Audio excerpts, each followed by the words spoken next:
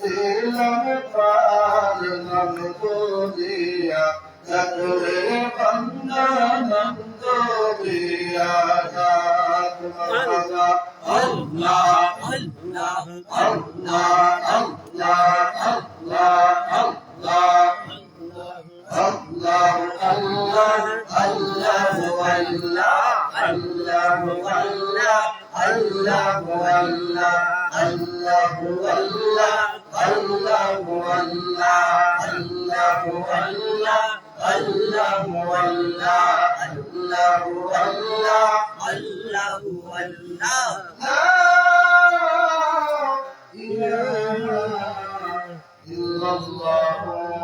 محمد رسول الله صلى الله عليه وسلم الحمد لله متعالجت من رسول الله صلى الله عليه وسلم وقلت সমাজের সর্বত সাহে পূর্ণতাকে সমাজের মুরব্বিয়ান কালাম সুবর্ণায়রা বর্তমান যে শুনছেন আমার শুক্রবারের সোনার জামার বোনেরা সকলের কাছে আমার আন্তরিক সালাম পৌঁছে দিচ্ছি। আসসালামু আলাইকুম ওয়া রাহমাতুল্লাহি ওয়া বারাকাতুহু।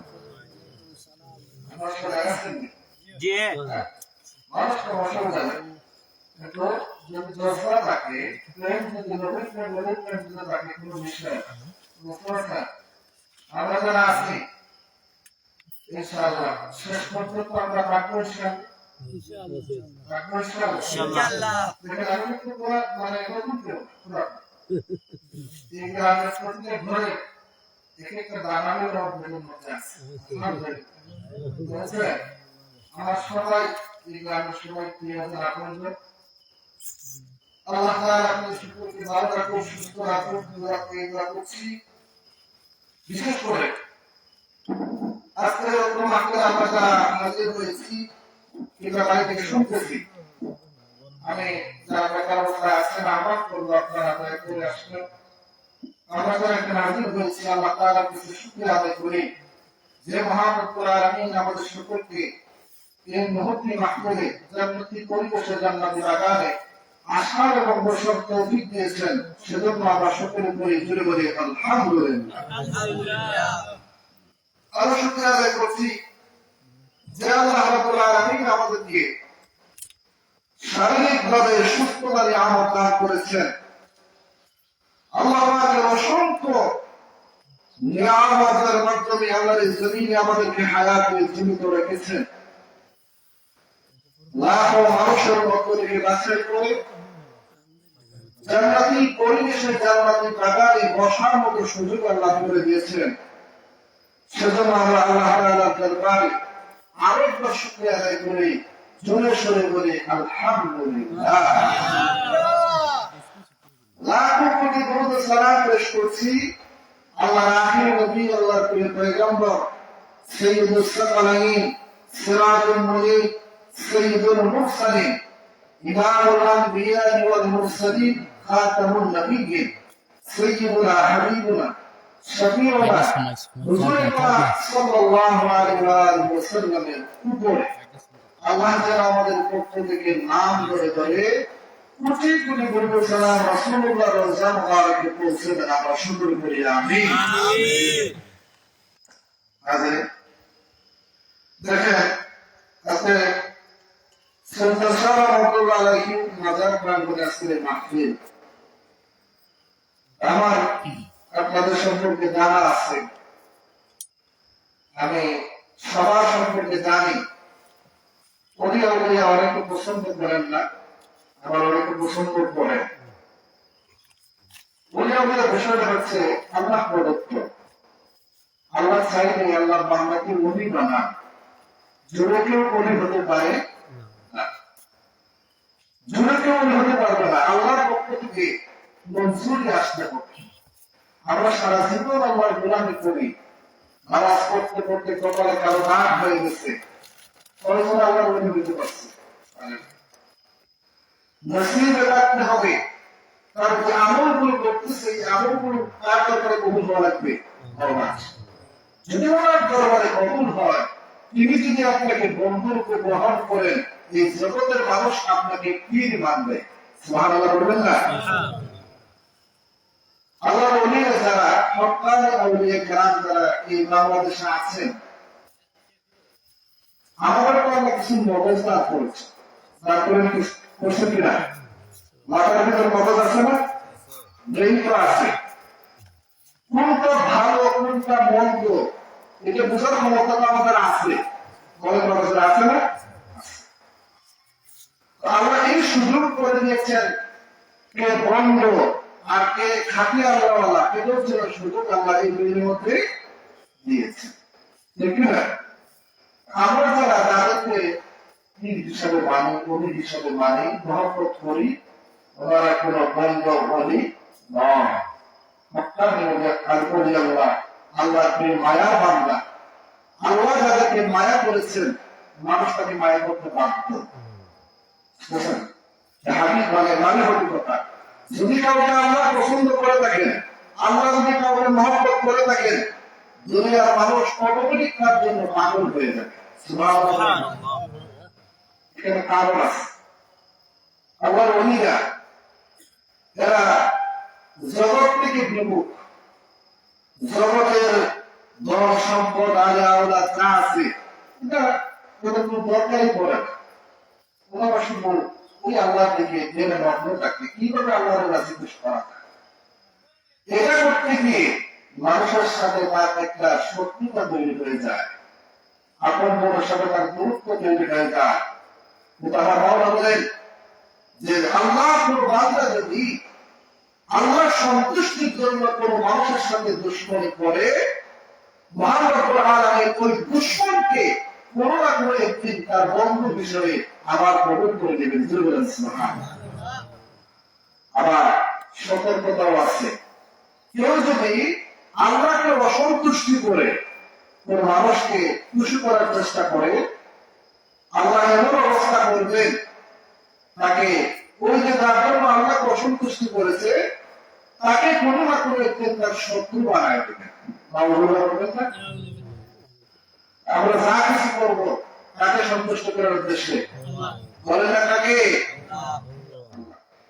আল্লাহ যেন আমাদেরকে সব সময় আল্লাহকে সন্তুষ্ট করার কাজে তৌফিক দান করেন। জোরে বলে আমিন।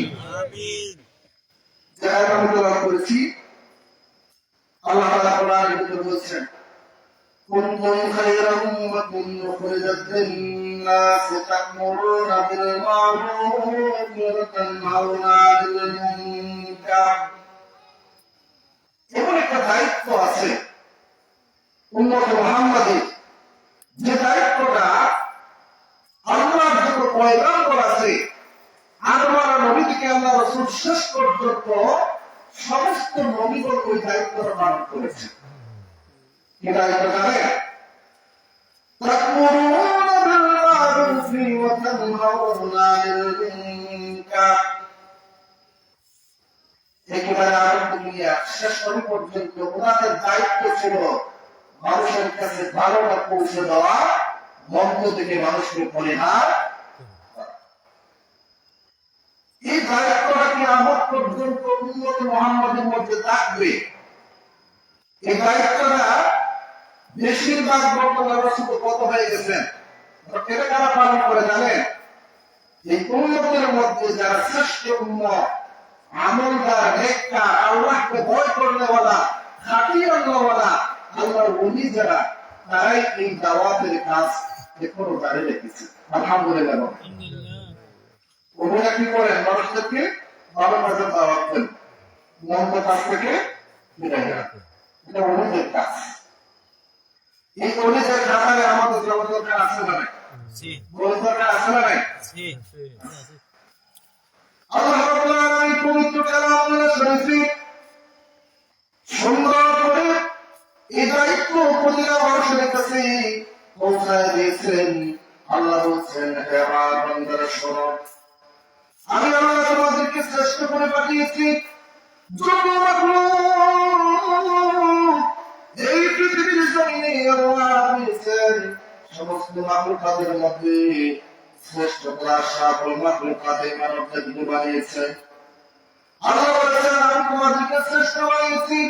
আমার শ্রেষ্ঠ মূর্তি যদি তোমরা বেশি শ্রেষ্ঠত্ব প্রমাণ করতে চাও, আরো উত্তম যদি হতে চাও, তাহলে তোমাদেরকে দায়িত্ব নিতে হবে। কি সে দায়িত্ব? تأمرون بالمعروف وتنهون عن المنكر وتؤمنون بالله।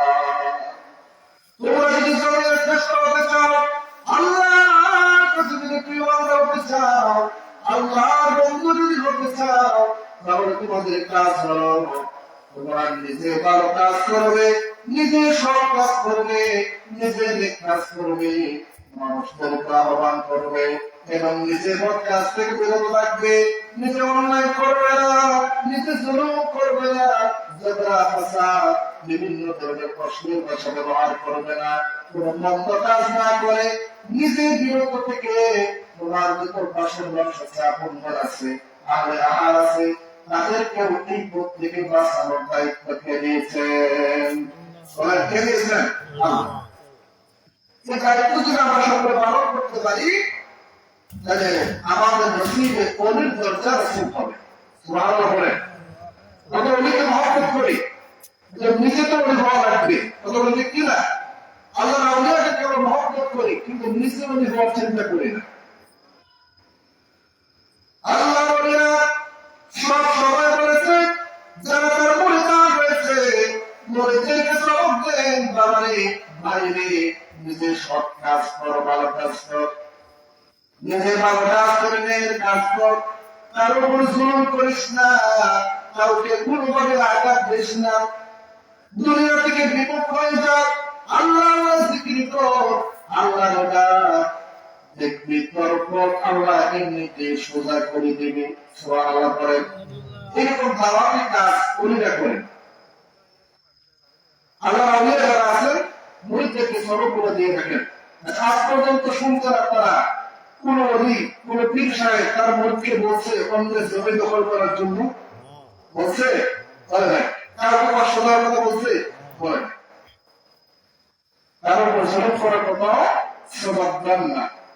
ছোট পীর ভালো পেশার যারা আছেন, আমার হকানি আউলিয়া, ওনারা আপনাকে সবক দেবে, শান্ত মনে নামাজ করবা, শান্ত মনে ইবাদত করবা, কারো কষ্ট হয়, আঘাত পায়, এরকম করে কাজ করে না। এই সবকগুলা কারা দেয়? আল্লাহ উলিরা দেয়। এজন্য আমরা ওদেরকে মহব্বত করি।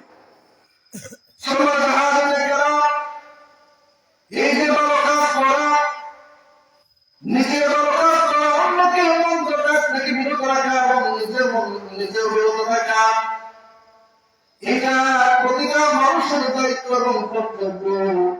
যদি আল্লাহ তৈরি জান্নাতে পৌঁছাতে চান, আল্লাহ তৈরি জান্নাতে যেতে হলে নিজের ভালো কাজ করা লাগবে, নেকির কাজ করা লাগবে, নেক আমল করা লাগবে, বদ কাজ থেকে, বদ আমল থেকে নিজেকে হেফাজত করতে হবে। যদি এইগুলা করতেই পারেন, আল্লাহ তাআলা আপনাকে আল্লাহ তৈরি জান্নাতে পৌঁছায় দেবেন। আর যদি নিজে ভালো কাজ করতে পারেন না, নেক কাজ যদি করতে পারেন না, তাহলে বুঝে নেবেন আপনার কপালে আল্লাহর জান্নাত নাই। জান্নাতে আমরা সকলেকে যাইতে চাই, কথা বলেন ঠিক কিনা? সবাই যাইতে চাই, জান্নাতের কাজ করতে চাই না।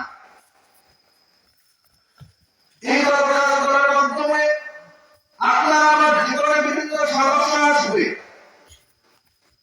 বিচলিত হওয়ার দরকার নাই। আল্লাহ যত উপায় নিজে ভালো রাখার চেষ্টা করেছেন, মানুষদেরকে হকের প্রতি দাওয়াত দিয়েছেন, কারো কষ্ট পেয়েছেন, আঘাত পেয়েছেন, কিন্তু তারা আল্লাহর রহমত থেকে নিরাশ হন নাই। একেবারে আদম নবী থেকে হযরত মুহাম্মদ সাল্লাল্লাহু আলাইহি ওয়াসাল্লাম পর্যন্ত ওরা কোরআনের উম্মতের কাছে দাওয়াত দিয়েছেন, তোমার আল্লাহর প্রতি ফিরে আসো, হক পথে ফিরে আসো, নেকের কাজে ফিরে আসো, নেক আমলের দিকে ফিরে আসো, অন্যায় থেকে বাঁচো, মূর্তি পূজা হারাম, এটা অন্যায় কাজ। যত জাহালাতপূর্ণ যত ধরনের কাজ আছে এগুলো হারাম, এইগুলা থেকে আল্লাহর দিকে ফিরে আসো। এই দাওয়াত সমস্ত নবীরা মানুষের কাছে পৌঁছায় দিয়েছেন কিনা? দিচ্ছেন। দেখা গেছে যে যখন তারা হকের দাওয়াত দিতেন তাদের উপর আযাব নেমে আসতো মানুষের পক্ষ থেকে। কত নবী আল্লাহ পাঠিয়েছেন জমিনে, কত রাসূল আল্লাহ পাঠিয়েছেন জমিনে, ওনারা যখন তাদের উম্মতের কাছে দাওয়াত দিতেন যে তোমরা মূর্তি পূজা করবা না, পাথর পূজা করবা না, বগলি পূজা করবা না, মানুষের সাথে জুলুম করবা না, সুদ খাইবা না, ঘুষ খাইবা না, এই দাওয়াত যখন নবীগণ দিকে দাওয়াত তারা প্রত্যাখ্যান করতো, বরং ওনাদেরকে আক্রমণ করতো, মারার চেষ্টা করতো। করে কি করে নাই? আল্লাহ নবী হযরত নূহ আলাইহিস সালাম তিনি কত বড় ছিলেন, হায়াত আল্লাহ প্রতি 1000 বছর উপরে হায়াত পেয়েছে, উম্মতের কাছে দাওয়াত দিয়েছেন। আমার উম্মতেরা আল্লাহ আমাকে নবী হিসেবে রাসূল হিসেবে পাঠিয়েছে। আল্লাহ তাআলা বলেছে তোমরা যে পথে আছো এই পথ হচ্ছে অন্যায়ের পথ, তোমরা অন্যায়ের পথে আছো, হারাম পথে আছো, অসৎ পথে আছো, তোমরা সৎ পথে ফিরে আসো। আল্লাহর দাওয়াত গ্রহণ করো। আমি রাসূল হিসেবে তোমাদেরকে এসেছি, আমি তোমাকে তোমরা গ্রহণ করো। 1000 বছর দাওয়াত দিয়ে উম্মতরা শত শত মানুষের মধ্য থেকে, হাজার হাজার মানুষের মধ্য থেকে সামান্য কিছু মানুষ ওনার দাওয়াত নিয়ে গ্রহণ করেছে। সামান্য কিছু মানুষ গ্রহণ করেছে, বেশিরভাগ মানুষ ওনার দাওয়াত গ্রহণ করতে রাজি না। এত কষ্ট ওনাকে দেওয়া শুরু করলাম, 1000 বছর দাওয়াত দেওয়ার পর যে মুহূর্তে নূহ আলাইহিস সালাম কোন কুল কিনারা পাচ্ছেন না, হতাশ হয়ে পড়েছেন, কি করবেন, কি করা যায়। নিজের উম্মতরা ওনাকে পছন্দ করে না, ওনাকে নজর করার চেষ্টা করে, বিভিন্নভাবে ওনাকে আযাব দেওয়ার চেষ্টা করে। তিনি তাদের কাছে যে মুহূর্তে দাওয়াত নিয়ে যেতেন, আল্লাহ কোরআনে সুন্দরভাবে ওই কথাগুলো আল্লাহ তুলে ধরেছেন। ওই মানুষরা হযরত নূহ নবীকে একজন সাধারণ মানুষ মনে করত, তারা মনে করত সাধারণ মানুষ। কোরআনের ভাষায় আল্লাহ বলছেন فقال الملأ الذين كفروا من قومه ما هذا إلا بشر مثلكم। নূহ যখন তাদের কাছে দাওয়াত পৌঁছায় দিতেন, দাওয়াত যখন নিয়ে যেতেন, ওই মানব কাফেররা বলতো তুমি আমরার মতোই সাধারণ মানুষ, তোমাকে আমরা রাসূল হিসেবে বিশ্বাস করি না। করে বলেন নাউযুবিল্লাহ। কাফের মানবদের বিশ্বাস যে নূহ নবী তার মতোই রক্ত মাংসের মানুষ, সাধারণ মানুষ, তার নবী হিসেবে বিশ্বাস করেন। বর্তমান সময় এসেও আমাদের এই যুগে আল্লাহর নবীকে আমরা মতো সাধারণ মানুষ বলার লোক আছে না নাই? বলেন আছে না নাই? দেখেন আল্লাহ রাসূলরা নবীরা সাধারণ মানুষ নয়, লা মিসাল লাহা লা নযীর লাহা, ওনাদের কোনো মিসাল নাই, বেমিসাল, ওনাদের মতো নজির নাই। এই পৃথিবীতে ওনাদের মতো কেউ হয়নি, কিয়ামত পর্যন্ত কেউ হতে পারবে না। আমরা কি নবীকে সাধারণ মানুষ মনে করি? বলেন মনে করি? এই পৃথিবীর মধ্যে সর্বশ্রেষ্ঠ নবী রাসূল, সর্বশ্রেষ্ঠ মানুষ হলেন হযরত মুহাম্মদ সাল্লাল্লাহু আলাইহি ওয়াসাল্লাম। যুগে যুগে ভালো কাজের দাওয়াত দেওয়ার ফলে নবীদের উপর অত্যাচার হয়েছে, আযাব নেমে এসেছে, একেবারে আল্লাহর নবী পর্যন্ত এটা চলমান ছিল, এখন পর্যন্ত আছে।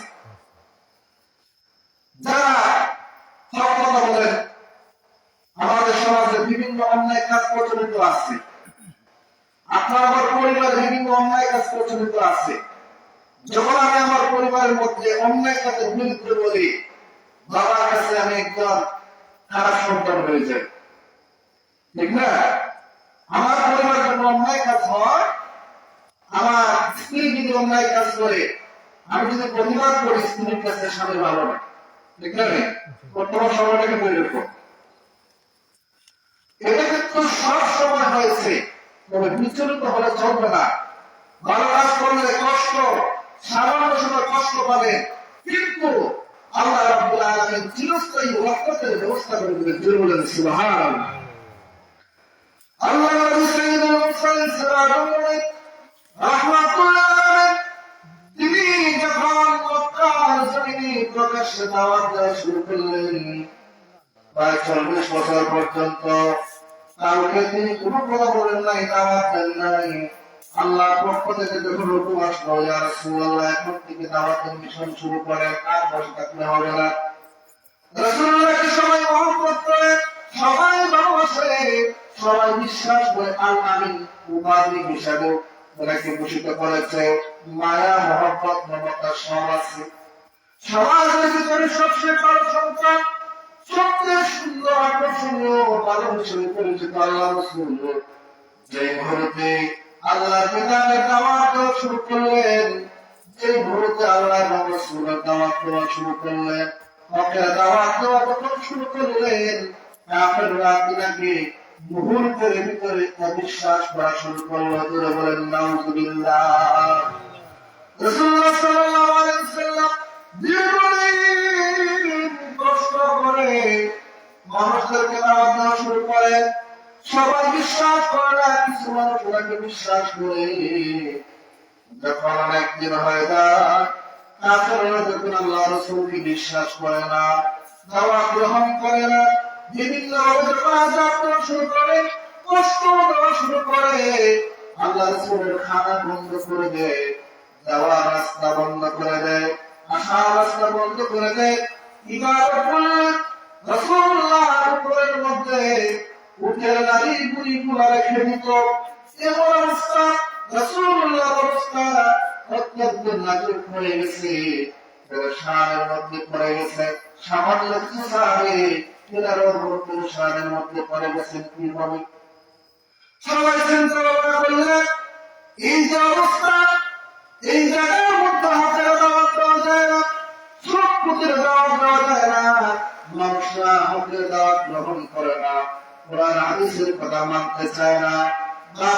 ধর্ম, হিন্দু যত ধরনের ধর্ম আছে সব তারা পালন করে, কিন্তু ইসলাম ধর্ম তারা পালন করতে চায় না। রাসূলুল্লাহকে বিভিন্ন তারা কষ্ট দেওয়া শুরু করল। রাসূলুল্লাহ সাল্লাল্লাহু আলাইহি ওয়াসাল্লামের সামান্য শক্তি ছিলেন আবু তালেব মার চাচা। যখন তিনি মারা গেলেন, উনি মারা যাওয়ার পরে আরো বেশি আযাব করে আসতে শুরু করলো, আরো বেশি আযাব আসতে শুরু করে। রাসূল সাল্লাল্লাহু আলাইহি ওয়াসাল্লাম ওনার কিছু সামান্য সাহাবী যারা আছে, ওনারা বড় চিন্তা হয়ে পড়লেন কি করা যায়। এই মুহূর্তে যদি আমরা এখানে বসতে থাকি, আমাদের জীবন দেওয়া লাগবে, জীবন দেওয়ার চলবে না, সময় এখনো বাকি আছে। সাহাবায়ে কেরাম রাদিয়াল্লাহু আনহুম আজমাইন আল্লাহ রাসূল সাল্লাল্লাহু আলাইহি ওয়াসাল্লামের কাছে অনুরোধ জানালেন, ইয়া রাসূলুল্লাহ, ইয়া হাবিবাল্লাহ, দয়া করে আমাদেরকে পরবর্তীতে নামাজ হিজরত করা অন্য জায়গায় চলে যায়। সাহাবায়ে বলছেন, ইয়া রাসূলুল্লাহ, দয়া করে, এমন একটি অবস্থা, আমাদের হানাফিলা বন্ধ, রাস্তা বন্ধ, সব দিক থেকে কাফেররা আমাদেরকে ঘিরে ফেলেছে, কোনো পথ নাই, এখানে থাকলে না খেয়ে মরতে হবে, দাওয়াত তো দিতেই পারবো না, আরো বেশি সমস্যার সম্মুখীন হয়ে যাব। ইয়া রাসূলুল্লাহ, আমাদেরকে হিজরত করার অনুমতি দিন। বলেন, এখানে আপনারা যারা আছেন, যদি বিপদে পড়েন, যদি আপনি আপনারা আমাকে অনুসরণ করেন, আমি তো চাইবো যে আপনারা আরো বিপদে পড়েন, চাইবো নাকি? চাইবো না। আমি চাইবো আপনাদের ভালো হোক, আপনারা জায়গায় জায়গায় আলাদা হয়ে যাবে, যাতে সেফ থাকতে পারে। রাসূলুল্লাহ সেটা করলেন, তিনি চাইলেন না তার সাহাবায়ে যেন কষ্টের মধ্যে থাকে। সুবহানাল্লাহ বলেন না?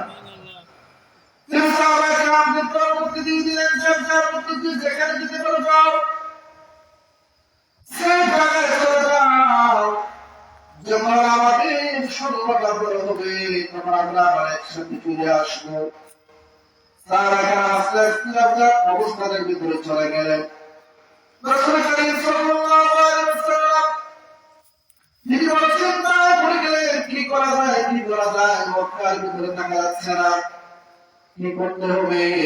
রাসূলুল্লাহ বড় চিন্তায় পড়ে গিয়া হঠাৎ করে সিদ্ধান্ত নিলেন তায়েফের মধ্যে চলে যাবেন। তায়েফের মধ্যে যাওয়ার সিদ্ধান্ত নেওয়ার কারণ হলো ওই তায়েফের পাশেই আল্লাহ রাসূল সাল্লাল্লাহু আলাইহি ওয়াসাল্লামকে মা হালিমাত সাদিয়া দুধপান করিয়েছেন। দুধের একটা সম্পর্ক আছে। পাশাপাশি ওই কুরাইশ বংশের মধ্যে তায়েফ থেকে একজন বিবাহ করেছে, শ্বশুরবাড়ির সম্পর্ক। রাসূলুল্লাহ ভাবলেন যদি ওইখানে যাই হয়তো তারা আমাকে আশ্রয় দেবে, তারা আমাকে সাহায্য করবে। এই আশা রাসূলুল্লাহ বের হয়ে গেলেন তায়েফের দিকে। যাওয়ার পরে আস্তে আস্তে 2 থেকে 3 দিন যখন চলে যায়, তিনি মানুষের কাছে যখন ইসলামের দাওয়াত দেওয়া শুরু করলেন, কেউ রাসূলুল্লাহ দাওয়াত গ্রহণ করে না। ওই এলাকার লিডারদেরকে একত্র করলেন, সবাইকে সাথে নিয়ে বৈঠক করলেন, আমাকে আপনারা একটু সাহায্য করেন, আমাকে একটু আশ্রয় দেন। আল্লাহ রাসূল সাল্লাল্লাহু আলাইহি ওয়াসাল্লাম যতই তাদের কাছে কাকুতি মিনতি করলেন না কেন, ওই তায়েফের যত ধরনের কাফেররা আছে কেউ রাসূলুল্লাহকে আশ্রয় দিল না। রাসূলুল্লাহ সাল্লাল্লাহু আলাইহি ওয়াসাল্লামকে আশ্রয় দিল না, বড় অবিশ্বাস করলো। রাসূল সাল্লাল্লাহু আলাইহি ওয়াসাল্লামকে বলল, তুমি তোমার জায়গায় চলে যাও, তোমাকে আমরা কোনো সাহায্য করতে পারবো না। শুধু এটাই যদি শেষ হতো তাহলে কতই না ভালো হতো। কিন্তু সবচেয়ে কষ্টের বিষয় হলো আল্লাহর হাবিব সাল্লাল্লাহু আলাইহি ওয়াসাল্লামকে এই বৈঠক থেকে বিদায় দেওয়ার পরে ওই এলাকা তাদের ছোট ছোট একেবারে ছোট ছোট থেকে সামান্য বড় পর্যন্ত কিশোর পর্যন্ত বাচ্চাদেরকে রাসূল সাল্লাল্লাহু আলাইহি ওয়াসাল্লামের পিছনে লাগিয়ে দিয়েছে। দুষ্ট বাচ্চারা রাস্তা থেকে পাথর করে নিয়ে আল্লাহর হাবিব রাহমাতুল লিল আলামিন দয়ার নবীর নূরানি এই শরীর মুবারকের মধ্যে তারা নিক্ষেপ করে, একের পর এক আঘাত করে। আল্লাহ রাসূলের সকল সঙ্গী হযরত যায়েদ বিন হারিসা রাদিয়াল্লাহু তাআলা আনহু ছিলেন রাসূলুল্লাহ আমার পুত্র। দুই জায়গায় আঘাত করতেছে, ছোট ছোট বাচ্চারা পাথর দিয়ে নিক্ষেপ করতেছে। আল্লাহ হাবিব সাল্লাল্লাহু আলাইহি ওয়াসাল্লামের সারা শরীর মুবারকে প্রত্যেকটা রূহ মুবারক থেকে রক্ত বাহির হওয়া শুরু হয়েছে। রাসূল সাল্লাল্লাহু আলাইহি ওয়াসাল্লামের শরীরটা দুর্বল হয়ে গেছে। হযরত যায়েদ বিন হারিসা রাদিয়াল্লাহু তাআলা আনহু তিনি অনেক চেষ্টা করেছেন, তিনি রাসূলুল্লাহর চতুর্দিকে ঘোরাফেরা করেন, ডান দিকে একবার যান, বাম দিকে একবার যান, সামনের দিকে একবার যান, পিছনের দিকে একবার যান। আল্লাহ হাবিব সাল্লাল্লাহু আলাইহি ওয়াসাল্লাম হযরত যায়েদ বিন হারিসা রাদিয়াল্লাহু তাআলা কে বললেন, যায়েদ বিন হারিসা তুমি এরকম করছো কেন? যায়েদ বিন হারিসা রাদিয়াল্লাহু তাআলা বললেন, ইয়া রাসূলুল্লাহ, ইয়া হাবিবাল্লাহ, আমি যে মুহূর্তে ডান দিকে তাকি আমার মনে হয় আপনাকে বাম দিক থেকে তারা আক্রমণ করতেছে, আঘাত করতেছে।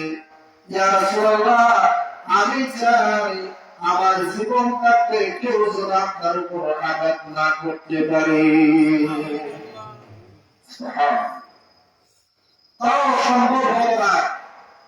একের পর এক পাথর নিক্ষেপ করতেছে। রাসূলুল্লাহ সাল্লাল্লাহু আলাইহি ওয়াসাল্লামের সমস্ত শরীর মুবারক থেকে রক্ত ঝরতেছে। রাসূল সাল্লাল্লাহু আলাইহি ওয়াসাল্লাম তার থেকে সামান্য দূরে গেলেন, একটা বাগানের ভিতরে প্রবেশ করার পরে যারা আসলে ছিল ওরা চলে গেছে, অনেক দূর আসার পরে তারা নিজের গন্তব্যস্থানে পৌঁছে গেছে। আল্লাহ হাবিব সাল্লাল্লাহু আলাইহি ওয়াসাল্লাম ওইখানে বসে গেলেন। শরীরটা ক্লান্ত, শরীর মুবারক থেকে রক্ত বাহির হতে অবস্থা খারাপ। রাসূল সাল্লাল্লাহু আলাইহি ওয়াসাল্লাম ক্লান্ত অবস্থা আল্লাহর কাছে বললেন, আল্লাহ আপনি আমাকে কোথায় পাঠালেন যারা আমাকে মহব্বত করে না, যাদের কাছে আমি আশ্বাস নিয়ে এসেছিলাম, বিশ্বাস নিয়ে এসেছিলাম, আশা নিয়ে এসেছিলাম, ভরসা নিয়ে এসেছিলাম, কিন্তু দেখা গেল তারা আমার ভরসা রাখতে পারলো না, বলে আমাকে আঘাত করলো। আল্লাহ রাব্বুল আলামিন এটা সহ্য করলো না। হযরত জিবরাইল আলাইহিস সালাম সহ কয়েকজন ফেরেশতা ফেরেশতাকে বলে দিলেন, যাও আমার নবীর কাছে পৌঁছে যাও। মুহূর্তের ভিতরে হযরত ইব্রাহিম আলাইহিস সালাম রাসূলুল্লাহর কাছে হাজির হয়ে গেলেন। আল্লাহ রাসূলকে বললেন, ইয়া রাসূলুল্লাহ, ইয়া হাবিবাল্লাহ, আপনি যে দেখেন আমার সাথে অনেক ফেরেশতা আছে, যারা হচ্ছে গজবের ফেরেশতা। ইয়া রাসূলুল্লাহ, ইয়া হাবিবাল্লাহ, যে কায়েমবাসী আপনাকে আঘাত করেছে, কষ্ট দিয়েছে, আপনি যদি অনুমতি দেন ওই কায়েমবাসীকে দুই পাহাড়ের মাধ্যমে একেবারে শেষ করে দেব, দুঃসাত করে দিব। আল্লাহর হাবিব রাহমাতুল্লিল আলামিন বললেন, জিবরাইল, আল্লাহ আমাকে রহমতের নবী হিসেবে পাঠিয়েছে, আমাকে গজবের নবী হিসেবে পাঠাই নাই। সুবহানাল্লাহ বলেন না? রাসূলুল্লাহর কাছে অপশন ছিল, এই ক্ষমতা ছিল। রাসূলুল্লাহ চাইলেন কি কত? কায়েমবাসী একেবারে দুই পাহাড়ের চাপায় শেষ করে দেবে। ফেরেশতার হাজির। আল্লাহ রাসূল বলছেন, না, আল্লাহ আমাকে পাঠিয়েছেন, ওয়া আরসালনাকা ইল্লা রাহমাতাল লিল। আল্লাহ নবী হচ্ছেন রহমতের নবী, এই সারা জগতের জন্য রহমত। রাসূলুল্লাহ বলেন, এই কায়েমবাসী বুঝতে পারে নাই আমাকে তারা আঘাত করেছে, আমি তাদের জন্য গজবের দোয়া করি না, আমি তাদের জন্য হেদায়েতের দোয়া করি। সুবহানাল্লাহ। এখান থেকে আমাদের জন্য একটা শিক্ষার বিষয় আছে। এই যুগে আমাদেরকে মানুষ আঘাত করে কি করে না? বলে না, আঘাত করে না? নিজের আপনজন আঘাত করে কি করে না? আপনজন করে, পর মানুষও করে। দেখুন, আমরা যদি আল্লাহর প্রিয় বান্দা হয়ে খাঁটি বান্দা হয়ে থাকি, রাসূলুল্লাহর উত্তম একটা আদর্শ ছিল, সেটা ছিল ক্ষমা করে দেওয়া। কি করে দেওয়া? ক্ষমা করা। অর্থাৎ আমাকে যদি কেউ কষ্ট দেয়, আঘাত দেয়, আমি তার জন্য হেদায়েতের দোয়া করব এবং তাকে নিঃশর্তে ক্ষমা করে দেব। বিচার করতে হলে করবে কে? বলেন না, বিচার করতে হলে করবে কে? আমি বিচার করলে হবে না। আমার বিচারটা কে করবে? আমি যদি সবর করি, আমি যদি ধৈর্য করি, হিসাব একদিন অবশ্যই দিবে। রাসূলুল্লাহ জীবনটাই আমাদের জন্য শিক্ষা। রাসূলুল্লাহকে তারা অন্যায় করে আঘাত করেছে, কষ্ট দিয়েছে। রাসূলুল্লাহ চাইলে তারা একেবারে দুই পাহাড়ের মধ্যখানে চেপ্টা করবে। রাসূলুল্লাহ বলেন, না, তাদের জন্য হেদায়েতের দোয়া করে গেলাম, আল্লাহ যেন তাদেরকে হেদায়েত নসিব করে। বলেন সুবহানাল্লাহ। রাসূলুল্লাহ সাল্লাল্লাহু আলাইহি ওয়াসাল্লাম আয়াত থেকে আসার পরে পরিস্থিতি আরো ভয়াবহ হয়ে যায়। আল্লাহ রাসূলকে আরো বেশি কষ্ট দেওয়া শুরু হয়ে যায়। আল্লাহ হাবিব সাল্লাল্লাহু আলাইহি ওয়াসাল্লাম আল্লাহ তাআলার কাছে ফরিয়াদ করেন, আল্লাহ, কি করব, কি করা যায়, তুমি আমাকে একটা পথ দেখাও। আল্লাহ রাব্বুল আলামিন রাসূলুল্লাহকে বললেন, ইয়া রাসূলুল্লাহ, আপনি আস্তে প্রস্তুতি গ্রহণ করেন হিজরতের জন্য। কিসের জন্য? হিজরতের জন্য আপনি প্রস্তুতি গ্রহণ করে আপনাকে সময় বুঝে অনুমতি দেওয়া হবে, আপনি চলে যাবেন। সুবহানাল্লাহ। রাসূলুল্লাহ প্রস্তুতি গ্রহণ করা শুরু করলেন। হিজরত যাওয়ার পূর্বে হযরত আবু বকর সিদ্দিক রাদিয়াল্লাহু তাআলা বললেন, কিছু দিনের ভিতরে আল্লাহ আদেশ করবেন, অনুমতি দেবেন, আমরা নিজের মাতৃভূমি ছেড়ে মদিনার উদ্দেশ্যে রওনা হতে হবে। আবু বকর প্রস্তুত থাকুন, এইভাবে তাকে প্রস্তুতি নেওয়ার জন্য বলে আল্লাহ তাআলার হুকুমের অপেক্ষায় রাসূল সাল্লাল্লাহু আলাইহি ওয়াসাল্লাম আছেন। যে সময় আল্লাহ রাসূলকে আল্লাহ তাআলা হিজরতের জন্য বললেন, হিজরতের অনুমতি দেওয়ার আগে ওই মক্কার মধ্যে একটা জায়গার নাম হচ্ছে দারুন নাদওয়া। জায়গার নাম হচ্ছে দারুন নাদওয়া, যেটা হচ্ছে আবু জাহেলের এই যে তারা পরামর্শ, যেখানে তারা পরামর্শ করতো কাফেররা যে কিভাবে আল্লাহর নবীকে ক্ষতি করা যায়। কাফেরদের পরামর্শ জায়গা ছিল দারুন নাদওয়া। ওইখানের মধ্যে তারা বৈঠক বসালো। আল্লাহ রাসূল সাল্লাল্লাহু আলাইহি ওয়াসাল্লামকে যে কোনো ভাবে হত্যা করা লাগবে। নাউযুবিল্লাহ পড়েন।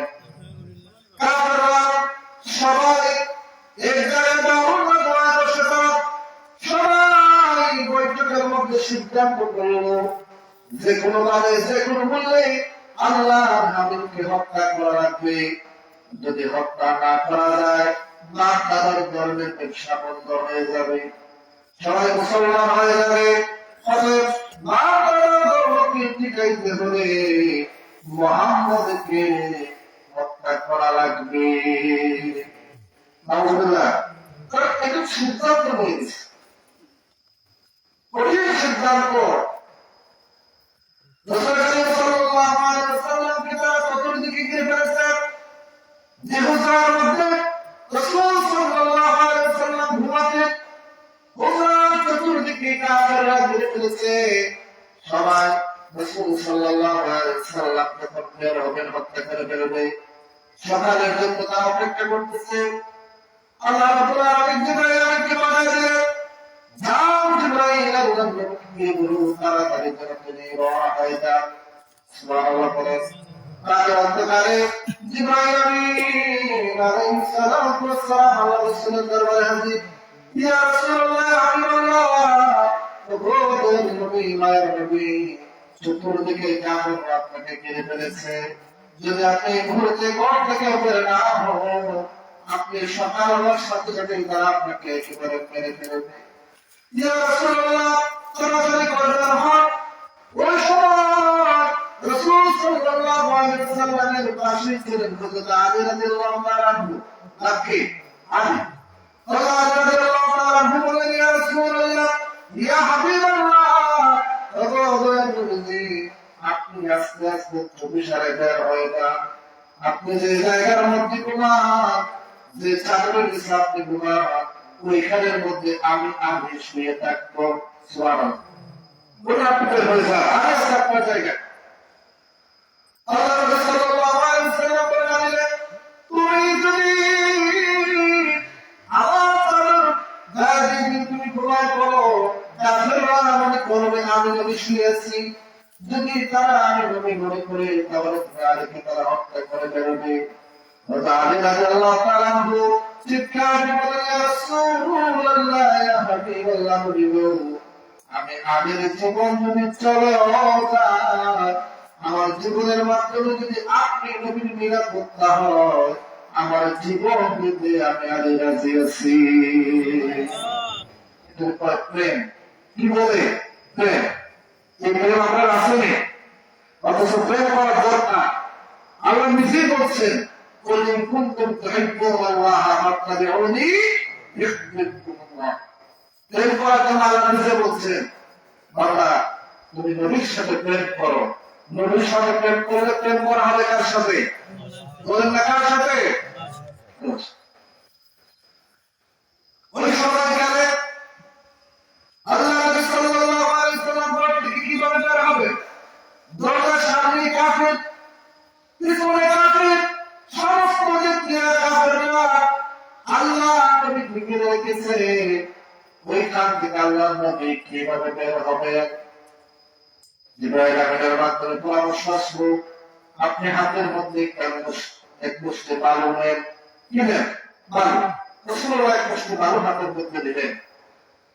একটা দোয়া করবেন। দোয়া করে তিনি ফু দিয়ে জিবরাইল আমিনের কথা মতো চতুর্দিকে তিনি কি করে দিলেন? ছেড়ে দিলেন। ধরেন একদিকে ছেড়ে দিচ্ছেন, কিন্তু আল্লাহর হুকুমে, আল্লাহ পাকের আদেশে সমস্ত ভালুগুলা চতুর্দিকে কাফেরদের চোখের দিকে আটকে গেছে। জোরে বলেন সুবহানাল্লাহ। আল্লাহু আকবার। আল্লাহ রাসূল সাল্লাল্লাহু আলাইহি ওয়াসাল্লাম এই বিষয় সম্পর্কে আল্লাহ কোরআনে বলেছেন, ওয়া মা রামাইতা ইয রামাইতা ওয়ালাকিন্নাল্লাহ রামা। কোরআনে স্পষ্ট ভাষায় আল্লাহ নিজে বলেছেন, হে আল্লাহ নবী, যে মুহূর্তে কাফেররা আপনাকে চতুর্দিকে ঘিরে ফেলেছে, আপনাকে হত্যা করে ফেলবে, আপনি বালুগুলো ছুঁড়ে মেরেছিলেন একদিকে, কিন্তু ওই বালুগুলা তাদের চোখগুলা কিভাবে বন্ধ করলো? সুবহানাল্লাহ বলেন। এখানে আল্লাহর কৌশল আছে। কার কৌশল? আল্লাহ কি বন্ধুর জন্য কৌশল করবে না? বন্ধুর জন্য আল্লাহ যার কারণে আল্লাহর পরিচয় তাকেই তো রক্ষা করতে হবে। কথা বলেন ঠিক কিনা? যে কথা কিন্তু আমরা অনেক বিশ্বাস করি না। দেখেন আল্লাহ ছিলেন গোপন, আল্লাহ কি ছিলেন গোপন, ওনাকে কেউ চিনত। এই গোপন থেকে অপেন হলেন কিভাবে, পরিস্থিতি লাভ করলেন কিভাবে, এখান থেকে দখল হলেন কিভাবে, আল্লাহ রাসূলের নূর পয়দা করে দূরে বলছেন। হ্যাঁ, আল্লাহ রাসূলের নূর তৈরি করে আল্লাহ তাআলা নিজে জাহির করে দূরে বলছেন। হ্যাঁ, এই কথাগুলো আমরা যারা আমরা শুনতে করতে পারবো আমরা বিশ্বাস করি, কিন্তু অনেকে এই বিশ্বাস করে। সবাই জাহাজে কারাম যে মুহূর্তে আল্লাহ রাসূল সাল্লাল্লাহু আলাইহি ওয়াসাল্লাম ঘর থেকে বের হয়, সবার তো বন্ধ হয়ে গেছে। আস্তে আস্তে ধীরে ধীরে হযরত আবু বকর সিদ্দিক রাদিয়াল্লাহু তাআলা দরবারে দুয়ারে গিয়ে হাজির হয়েছেন। দুয়ারে যখন হযরত আবু বকর সিদ্দিকের দুয়ারে হাজির হয়েছে, এই দুয়ারের মধ্যে রুকু যাওয়ার আগে সামান্য স্পর্শ করার সাথে সাথে একবারে আস্তে সালাম দিয়েছেন রাসূলুল্লাহ। দেখা গেছে আল্লাহ রাসূল সালাম দেওয়ার সাথে সাথে ঘর থেকে সালামের জবাব এসে গেছে। সুবহানাল্লাহ। নবীর রাতে অথচ আমাদেরকে যদি মানুষ সারাদিন থাকে আমরা শুনতে পাই না, ঘুরের মধ্যে আমরা বড় অবস্থায় ডাকলে কি শোনা যায়? এত সহজে শোনা যায় না। কয়েক ডাক দেওয়ার পরে জোরে জোরে ডাকার পর তারপরে শুনি। কিন্তু দেখেন প্রেম কারণে আবু বকর সিদ্দিক রাদিয়াল্লাহু তাআলা ওনার দুয়ারের সামনে কিন্তু হাজির। দরজাটা খুলে দিলেন। আল্লাহ রাসূল সাল্লাল্লাহু আলাইহি ওয়াসাল্লাম বলতে আবু বকর সিদ্দিক রাদিয়াল্লাহু তাআলা বললেন, আবু বকর রে, তুমি কি ঘুমাও নাই? আবু বকর সিদ্দিক রাদিয়াল্লাহু তাআলা বলছেন, ইয়া রাসূলুল্লাহ, নবী গো, আজ থেকে প্রায় 6 মাস আগে আপনি বলেছিলেন আমি যেন প্রস্তুত থাকি, আপনার হিজরতের সঙ্গে আমি আবু বকর হব। ইয়া রাসূলুল্লাহ, হাবিবাল্লাহ, আল্লাহর কসম করে বলতেছি, এই 6 মাস পর্যন্ত অথবা তার চেয়ে কম বেশি হতে পারে, এই যতদিন আগে আপনি বলেছেন আজকে পর্যন্ত আমি প্রতিদিনই দরজার সামনে দাঁড়ায় থাকতাম, খেলা দিয়ে বসে থাকতাম। কোন সময় আপনি নবী আমাকে ডাক দেবে আমি যেন সাথে সাথে জবাব দিতে পারি। আমি জানি আপনি বিপদ থেকে আসবেন, যদি আমি আবু বকরের দরজা খুলতে দেরি হয়ে যায় তাহলে কাফেররা আপনি নবীকে হত্যা করে ফেলবে। ইয়া রাসূলুল্লাহ, সেজন্য আমি চাই না আমি আবু বকরের জন্য আপনি নবীর জীবন চলে যায়। সুবহানাল্লাহ। কেমন প্রেম! আবু বকর সিদ্দিক রাদিয়াল্লাহু তাআলা বুকে নিয়ে রওনা হয়ে গেলেন। রাতের অন্ধকারে প্রায় ফজরের সময় হয়ে গেছে, সবার মধ্যে শুরু যখন হয়ে গেছে, আশ্রয়ের দরকার আছে, দিনের বেলা যে কেউ দেখতে পারে। এইদিকে আবু জাহেলরা পুরস্কার ঘোষণা করেছে, কেউ তুমি নবী মুহাম্মদের কল্যাণে আসতে পারে 100 উপহার দিবে।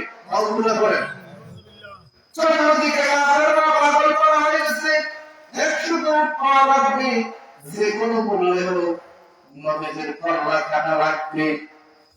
এটা তারা চলে গিয়েছে, পুরস্কার ঘোষণা দাও, যে পারবা তার 100 উপহার দিবে। আল্লাহ বলবেন না কত বড় নাফরমান, কত বড় নাদান। যে তোমার জানা থেকে ওই কঠিন সময় ফজরের সময় যখন হয়ে গেছে, আল্লাহ হাবিব সাল্লাল্লাহু আলাইহি ওয়াসাল্লাম বলেন, আবু বকর, আমাদের আশ্রয় নেওয়া দরকার। কি করা যায়? সামনে তো পাহাড় আছে, এই পাহাড়ের মধ্যে আশ্রয় নিতে হবে। আল্লাহ হাবিব হযরত আবু বকর সিদ্দিক রাদিয়াল্লাহু তাআলা আনহু যেই মুহূর্তে পাহাড়ে উঠবেন, দেখলেন পাহাড়ের চূড়া অনেক দূরে, জায়গায় কষ্ট অনেক সময়ের দরকার, কষ্টের দরকার। হযরত আবু বকর সিদ্দিক রাদিয়াল্লাহু তাআলা দেখেন কেমন হয়। তিনি বলে ইয়া রাসূলুল্লাহ, আমি আল্লাহর নবী গো, আপনি নবী আমার কাঁধের মধ্যে সওয়ার করেন, আপনাকে আমি নিজের কাঁধে বহন করে একেবারে পাহাড়ের নিচ থেকে চূড়া পর্যন্ত পৌঁছায় দিব। সুবহানাল্লাহ। এই আমরা করতে পারবো না, হ্যাঁ না, ভবিষ্যতে এরকম আমরা করতে পারতেছি না। অথচ দেখেন কত বড় উচ্চ পাহাড়, সেখানে নিজে ওঠা অসম্ভব, তিনি নিজে বলতেছেন আসলে আপনি আমার কাজের মধ্যে উঠে আপনাকে আমি বহন করে এই পাহাড়ের চূড়া পর্যন্ত পৌঁছায় দেব। ধরে বলেছেন রাসূল সাল্লাল্লাহু আলাইহি ওয়াসাল্লাম অনেক নিষেধ করলেন, কিন্তু কর্মকর মানলেন না। শেষ মুহূর্তে আল্লাহ রাসূল সওয়ার হয়েছেন, গাড়ির মধ্যে কষ্ট করে উঠে গেছে। বড় একটা জায়গা, গুহার মতো অবস্থা, যেখানে মধ্যে অনেক উঁচু জায়গা। ওইখানের মধ্যে যাওয়ার পরে রাসূল সাল্লাল্লাহু আলাইহি ওয়াসাল্লাম বললেন, আমাদের এখানের মধ্যে লুকানো রাখবে, অন্যথায় যদি কোনো কাফের আমাদেরকে দেখে ফেলে আমাদের সর্বনাশ হয়ে যাবে, সমস্যা হবে। ওই গর্তের ভিতরে লুকাতে হবে। গর্তের ভিতরে আল্লাহর নবী সাল্লাল্লাহু আলাইহি ওয়াসাল্লাম প্রবেশ করার আগে আল্লাহর নবী সিদ্দিক নিচে নেমে গেলেন। নিচে গিয়ে দেখলেন কি অবস্থা আছে, সুন্দর একটা বিছানার ব্যবস্থা করা লাগবে। আল্লাহ শুনতে বললেন, রাসূলুল্লাহ আপনি উপরের মধ্যে দেখেন, আমি নিচের মধ্যে চাই। গর্তের ভিতরে সব কিছু থাকতে পারে, সমস্যা থাকতে পারে, আমি সবগুলা পরিষ্কার করে আপনার জন্য বিছানা তৈরি করি। যে কথা কেমন কাজ আল্লাহ সিদ্দিককে সমস্ত জায়গা পরিষ্কার করলেন। রাসূলুল্লাহকে এরপর আহ্বান করলেন, ইয়া রাসূলুল্লাহ আপনি ভিতরে চলে আসেন, আপনি ভিতরে আসেন, জায়গা কিনে আছে। রাসূলুল্লাহ নিচে আসলেন। গর্তের মধ্যে আবু বকর সিদ্দিক রাদিয়াল্লাহু তাআলা আনহু তিনি এখন গুহার মুখ বন্ধ করতে হবে, বিভিন্ন ছিদ্র আছে ওগুলো বন্ধ করতে হবে। কি করবে? উনি নিজের রুমাল কিংবা পাগড়ি মোবারক এটাকে ছিঁড়ে ছিঁড়ে যে জায়গার মধ্যে মানে কি আছে, ছিদ্র আছে, এই ছিদ্র গুলাকে তিনি বন্ধ করা শুরু করলেন। সুবহানাল্লাহ বলবেন না?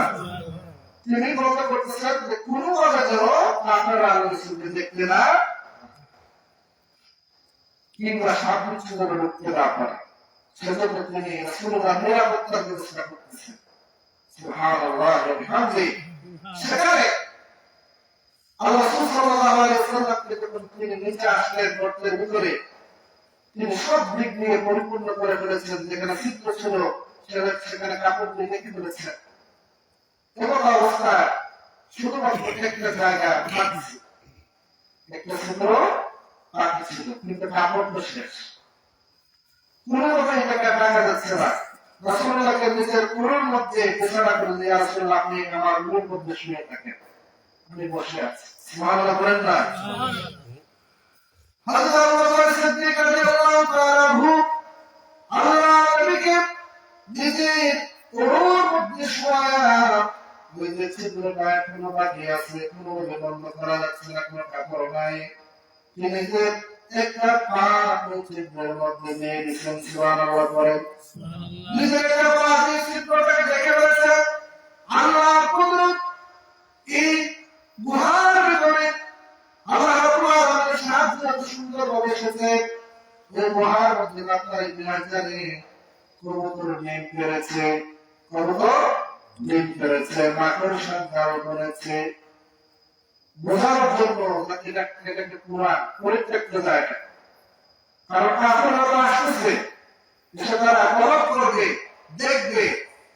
আল্লাহ তাআলার পরিকল্পনা হলো যদি কাফেররা আসে, এসে যদি দেখে গর্তের মধ্যে কি আছে, মাকড়সার জাল আছে, কবুতরের ডিম আছে, তাহলে তারা সন্দেহ করার কোনো অবকাশ আল্লাহ কি কৌশল, কি কুদরত! আল্লাহ হাবিবকে রক্ষা করার জন্য মাকড়সার জাল লাগলো, মুহূর্তের ভিতরে কবুতরের ডিম দিয়ে দিল।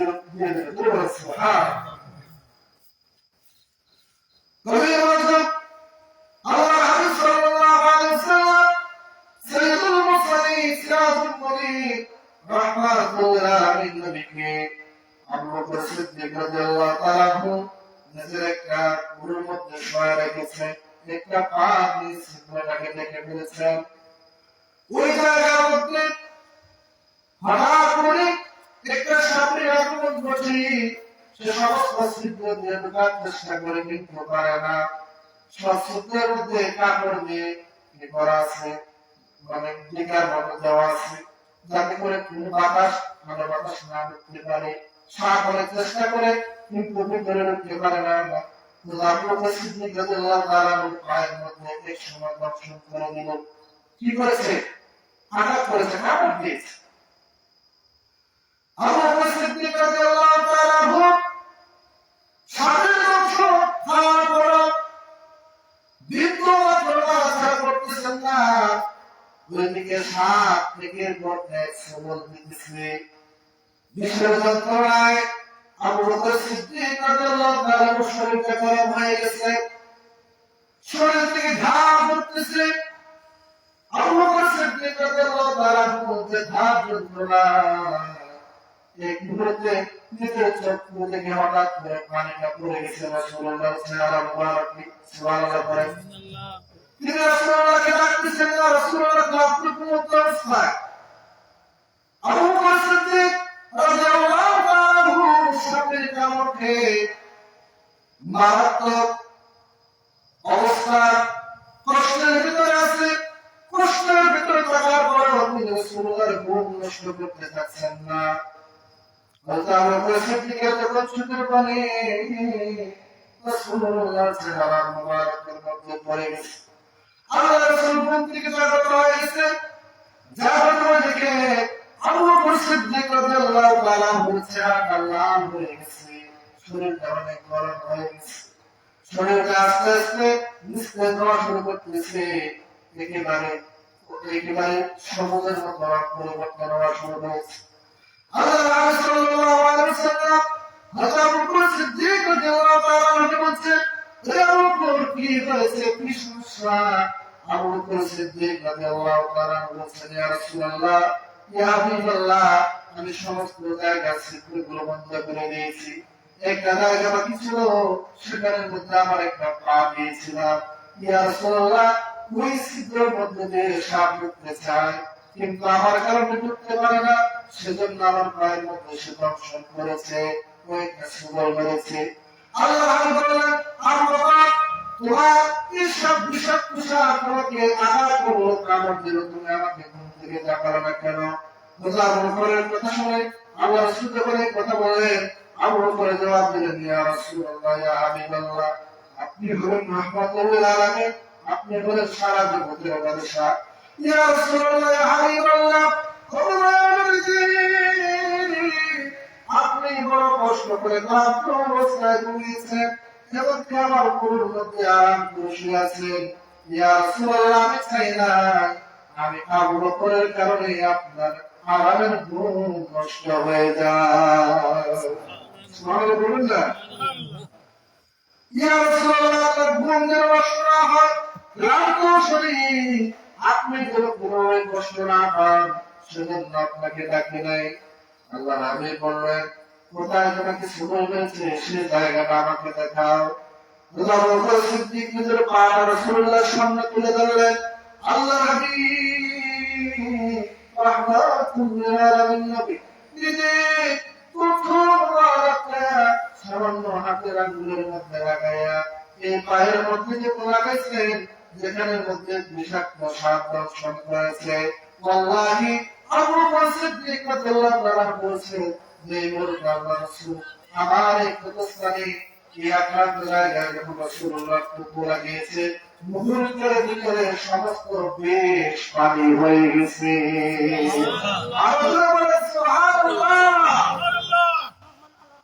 কেমন নবী আমার, কেমন নবী, কেমন নবীর মুআজিজা, আল্লাহ রাসূলের সব মুআজিজা একেবারে পেশাব মোবারক, একেবারে যত কিছু আছে রাসূলুল্লাহর ঘাম মোবারক পর্যন্ত সব কিছু মুআজিজা আছে। সুবহানাল্লাহ বলেন, সব কিছু মুআজিজা আছে। রাসূলুল্লাহর ঘাম মোবারক সাধারণ কোনো গান ছিল না, আমাদের গান থেকে দুর্গন্ধ বের হয়, কিন্তু আল্লাহর হাবিবের ঘাম মোবারক সাহাবারা আতর হিসাবে ব্যবহার করতেন। বলেন সুবহানাল্লাহ। রাসূলুল্লাহ যখন কাজ করতেন ঘেরে যেতেন, সাহাবায়ে শিশির নিয়ে হাজির হতেন, ইয়া রাসূলুল্লাহ আপনার দাম মুবারক আমরা সংরক্ষণ করতে চাই। সাহাবায়ে কেরাম সংরক্ষণ করতেন। বিভিন্ন সময় বিভিন্ন অনুষ্ঠানে জুমার দিনে ঈদের দিনে রাসূলুল্লাহ ওই দাম মুবারককে আতর হিসাবে ব্যবহার করতেন।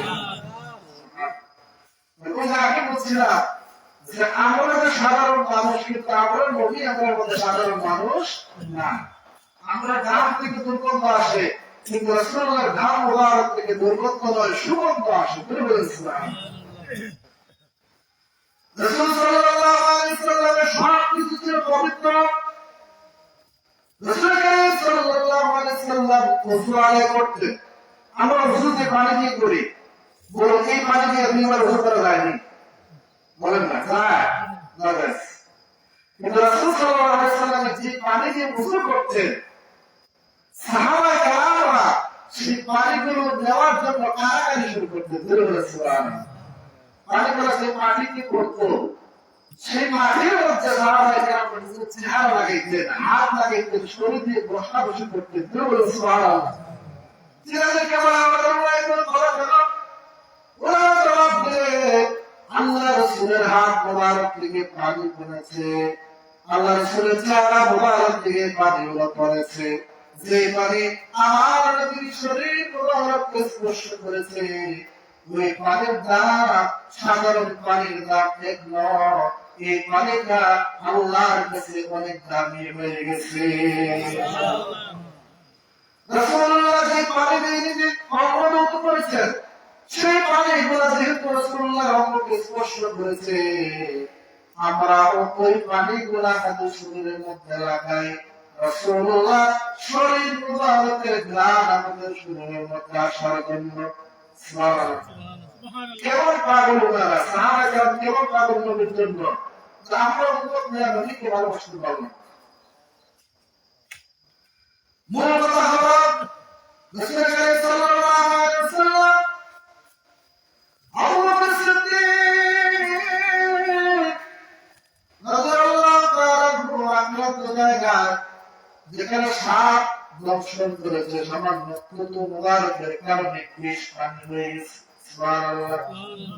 রাসূল সাল্লাল্লাহু আলাইহি ওয়াসাল্লাম যে সাপ তোমাকে দংশন করেছে, তার সাথে আমার কথা বলা দরকার। সুবহানাল্লাহ বলে আমার নবী সব জানে কি জানে না? বলেন না, সব জানে কি জানে না? জানে। নবী আগেও জানে, পিছেও জানে, সামনেও জানে, পিছেও জানে। রাসূলুল্লাহ জানে এই সাপ কিন্তু সাধারণ কোনো সাপ নয়। রাসূলুল্লাহ বলেন সাপকে ভিতরে আসতে দাও। আবু বকর সিদ্দিক রাদিয়াল্লাহু তাআলা আনহু পাওটা সরালেন, এই গর্তের মধ্যে সাপটা প্রবেশ করেছে। আল্লাহ রাসূল সাল্লাল্লাহু আলাইহি ওয়াসাল্লাম সাপকে প্রশ্ন করলেন, আল্লাহর হুকুমে এই সাপের জবানটা খুলে গেছে। বলেন সুবহানাল্লাহ। এই জন্য আমার নবী শুধু মানুষের নবী নয়, এই পৃথিবীতে আল্লাহর যত সৃষ্টি আছে সব কিছুর নবী। নবীর সাথে হরিণ কথা বলতো, নবীর সাথে বলের হিংস্র প্রাণী গুলা রাসূলুল্লাহর সাথে কথা বলতো, দুঃখ সুখের কথা, গাছপালা কথা বলতো। আল্লাহর যত সৃষ্টি আছে আমার নবীর সাথে তারা কথা বলতো। বলেন সুবহানাল্লাহ। গাছপালা কথা বলতো, বিভিন্ন প্রাণী যত জানোয়ার যা আছে সব কিছুর ভাষা আল্লাহ রাসূল বুঝেন। বলেন সুবহানাল্লাহ। জবাব করে দিয়েছে, সাপের জবাব করে দেয়। রাসূলুল্লাহ বললেন, ওহে সাপ, তুমি কি কারণে আমার আবু বকরকে তুমি দংশন করেছ? সাপের জবাব করে বলে, ইয়া রাসূলুল্লাহ, ইয়া হাবিবাল্লাহ, বলে ইয়া নবী, ও ইয়া নবী, দয়া করে আমাকে ক্ষমা করে দেন, মাফ করে দেন। আমি ইচ্ছা করে আবু বকরকে আঘাত করে নাই। ইয়া রাসূলুল্লাহ, ইয়া হাবিবাল্লাহ, আজ থেকে 1000 বছর পূর্বে আমি জেনেছিলাম, শুনেছিলাম আপনি নবী একদিন মক্কা থেকে হিজরত করে মদিনায় যাবেন। আপনি এই গুহার মধ্যে আশ্রয় নেবেন। ইয়া রাসূলুল্লাহ, আজ থেকে প্রায় 1000 বছর থেকে নিয়া এখন পর্যন্ত আপনি নবীর দিদারের আশায় আমি বসে আছি। ইয়া রাসূলুল্লাহ, হাবিবাল্লাহ, ও নবী, ও নবী, আমি আপনাকে দেখার জন্য পাগল, আপনার প্রেম পাগল। যে গুরু যাবো সমস্ত রাস্তা বন্ধ করে দিয়েছি। আমার মনে হলো আমার দেখার মতো আর কোনো সুযোগ আপনাকে থাকবে না।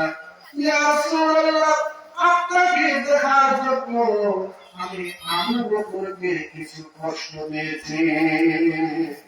সুবহানাল্লাহ।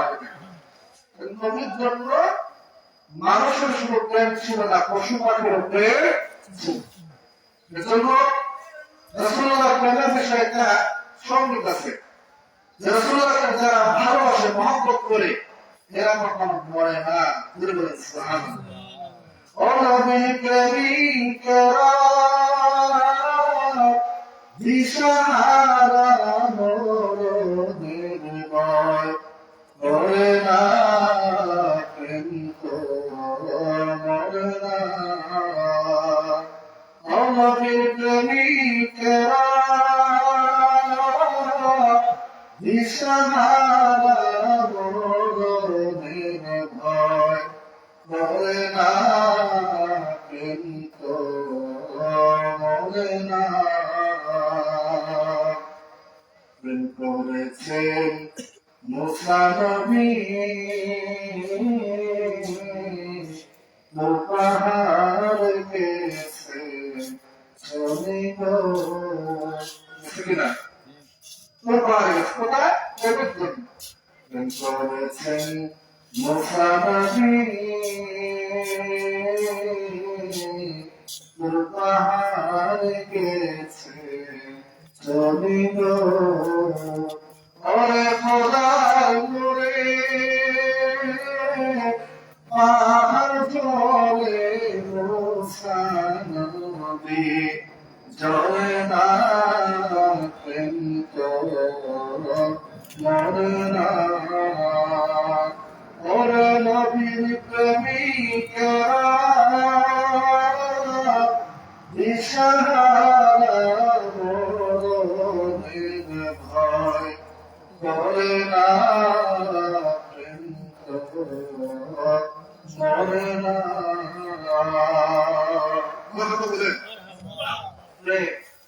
আপনি দুনিয়ার জাগতিক প্রেম করে, নিজের সন্তানের সাথে প্রেম করেন, মহব্বত করেন, স্ত্রীর সাথে প্রেম করেন, বাবা মায়ের সাথে প্রেম করেন, এই প্রেম চিরস্থায়ী নয়।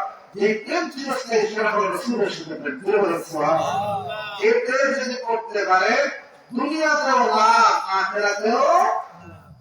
এই প্রেম করা দরকার আছে না নাই? নবীর সাথে প্রেম করা দরকার আছে না নাই? রাসূলুল্লাহর সাথে প্রেম করবে। আমার উম্মতে মুহাম্মাদি রাসূলুল্লাহর সাথে প্রেম রাখতেই হবে, কারণ রাসূল হচ্ছেন আমাদের সব। রাসূল আমাদের সব। তিনি মরার পরে কবর থেকে নিয়ে একেবারে হাসর পর্যন্ত সাহায্য করতে পারেন। সুবহানাল্লাহ। সমাজের কথা হলো আল্লাহ রাসূল সাল্লাল্লাহু আলাইহি ওয়াসাল্লাম এমন একজন নবী, মায়ার নবী, তিনি শুধুমাত্র এই হকের দাওয়াত দেওয়ার জন্য নিজের মাতৃভূমি ছাড়তে হয়েছে, নিজের আপন ঘর ছাড়তে হয়েছে। আল্লাহ রাব্বুল আলামিন তাকে হিজরত করে মদিনা পর্যন্ত নিয়ে যান। সবর করেন রাসূলুল্লাহ, ধৈর্য ধারণ করেন, যার কারণে মাত্র কিছুদিনের ব্যবধানে আল্লাহর হাবিবকে আবার বীরের বেশে নিজের জন্মস্থানে পৌঁছাইছেন। এজন্য আমি আগে বলছি, যেমন যেটা আপনি হকের পথে থাকেন, আপনার কষ্ট, আপনার বিভিন্ন ধরনের সমস্যার সম্মুখীন হবে, পরিবার থেকে সমস্যার সম্মুখীন হবে, সমাজ থেকে আপনি সমস্যার সম্মুখীন হবে। কিন্তু যদি আপনি আল্লাহকে খুশি করার উদ্দেশ্যে সবাইকে বেজার করেন, তবু একদিন সবাই আপনার বন্ধু হবে। এই বিশ্বাস আমাদের আছে না নাই? সবার দাঁড়াতে কোন কথা কিন্তু খায়রা উম্মাতুন উখরিজাত লিন-নাস তা'মুরুনা বিল মা'রুফ ওয়া তানহাউনা 'আনিল মুনকার। ভালো কাজগুলো আমাদের করা। এই ভালো কাজগুলো কি কি? এই 12 কাজের ভিতরে আল্লাহর জিকির আছে না নাই? বলেন না, 12 কাজের ভিতরে আল্লাহর জিকির আছে না নাই? জিকির হলো এমন এক বিষয়, জিকিরের মাধ্যমে মানুষের কলব জিন্দা হয়। কি জিন্দা হয়? কলব। প্রত্যেকের অন্তরে কি আছে? কলব আছে। যে কলবটা মানুষের সবচেয়ে বড় দামি জিনিস। মানুষের শরীরের মধ্যে সবচেয়ে দামি জিনিস হচ্ছে এই কলবটা, অন্তর। এই বিষয়ে আল্লাহ ওলি বলেছেন, যা অন্তর ঠিক হয়ে যাবে, পরিষ্কার হয়ে যাবে, তার গোটা শরীরটা পরিষ্কার হয়ে যাবে। তার ভিতরে সমস্যা, কলবের সমস্যা। এই হাজার নামাজ করুক, রোজা রাখুক, হজ করুক, যাকাত দিক, ভালো কাজ করুক, কিন্তু কলবের সমস্যা হলে কোন কাজ হবে না। কলব চিন্তা করা লাগবে। এই কলব চিন্তা করার কত আমল হলো বেশি বেশি থেকে ভালো কাজ। তৃতীয় নম্বর হলো দুরূদ শরীফ বেশি বেশি করা। এটা ভালো কাজ না মন্দ কাজ? বলেন, ভালো কাজ না মন্দ কাজ? দুরূদ শরীফের ভিতরে আল্লাহ জগতের সব কিছু রেখেছেন। সুবহানাল্লাহ। আপনি বিপদে পড়েন, সমস্যায় পড়েন, আযাবে পড়েন, বিপদে পড়েন, বিভিন্ন মুশকিলাতে পড়ে গেছেন, এই দুরূদ শরীফ পড়ে আল্লাহর কাছে রাসূলুল্লাহ তিনি হাওলা করে দোয়াচ্ছেন। এই দুরূদ শরীফের হাতে আপনার সব সমস্যা আল্লাহ দূর করে দিবে। দুরূদ শরীফ ভালো কাজ না মন্দ কাজ? ভালো কাজ। দিনে রাখলে সবসময় এই দুরূদ শরীফকে ভালো রাখার চেষ্টা করবেন। এরপর হলো নামাজ আদায় করা। ভালো কাজ না মন্দ কাজ?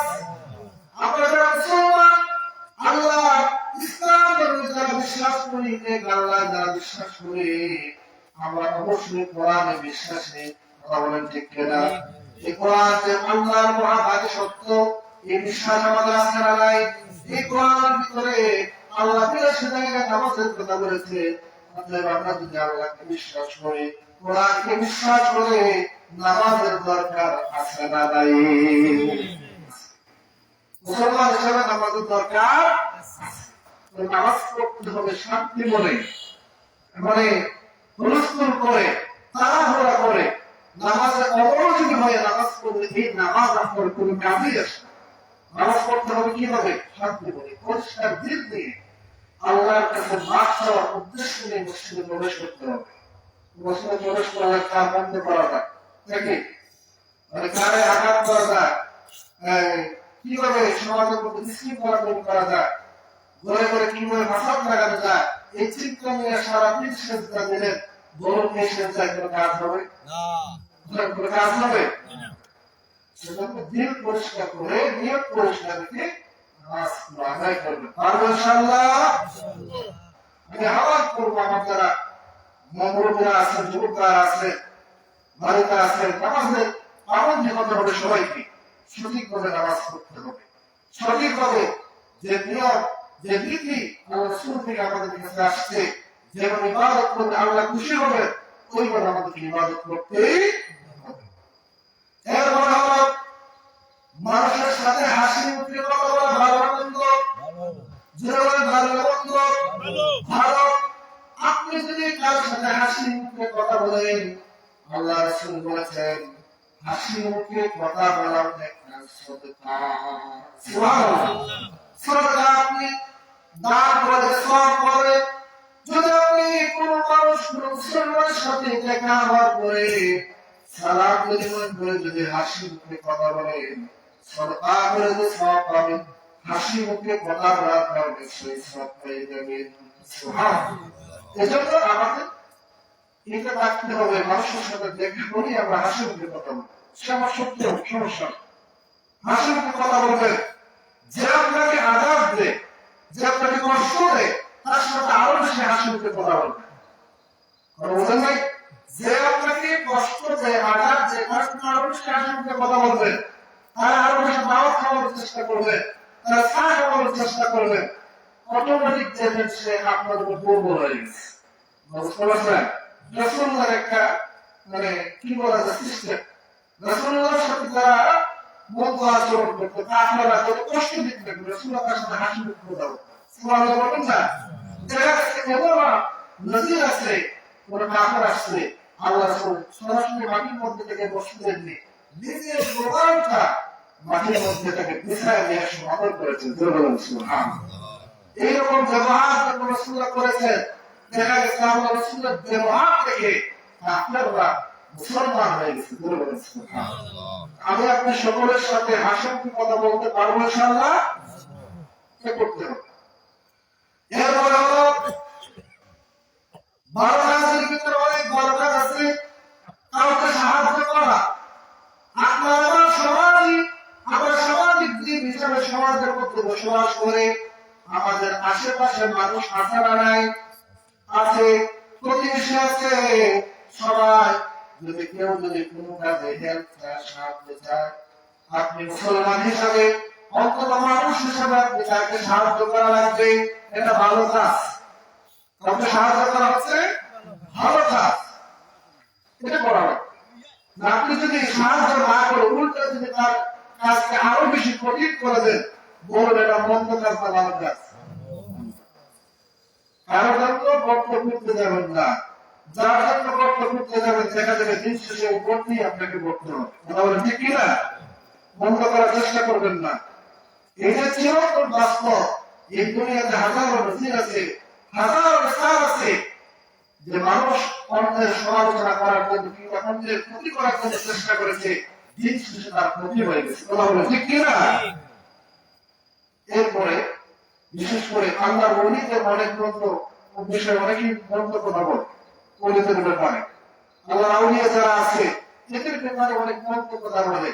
দিন শেষে এদের লস হয়। কি হয়? লস। আউলিয়াদের সাথে আপনার দুশ্মনী আছে। আল্লাহর ওলি যারা আছে ওদের সাথে আমাদের দুশ্মনী আছে। আউলিয়ারা ওলিরা আল্লাহর বন্ধু যারা, আল্লাহর বন্ধুর সাথে যদি আপনি দুশ্মনী করেন, তাদের বন্ধ করার চিন্তা ভাবনা করেন, বলেন কার বন্ধ করবেন? বলেন না কার?